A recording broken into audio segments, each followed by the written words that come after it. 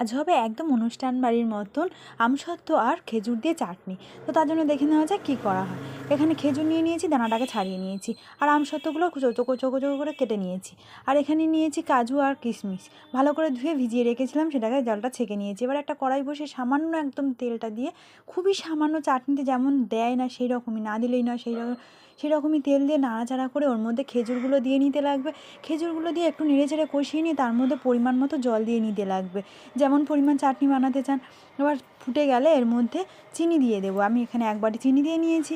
চিনিটা দেওয়ার পরে নেড়েচেড়ে আবার যখন ফুটিয়ে নেব, ফোটানোর পরে সেখানে কাজু কিশমিশটা দিয়ে দেবো, দিয়ে আবার ফুটিয়ে এটাকে তৈরি করে নিতে হবে। এবার সবার শেষে আমসত্ত্বগুলো দিয়ে দিতে লাগবে। একদম সবার যখন হয়ে যাবে, সব কিছু যখন সেদ্ধ হয়ে যাবে, তখনই আমসত্ত্বগুলো দিয়ে নিয়ে এখানে একটুখানি ফুটিয়ে একটু ঘন হয়ে আসবে, তখন একটা লেবু চিপে দিতে লাগবে, যাতে এটা একদম জমে না যায়। দেখুন হয়ে গেল আমসত্ত্বের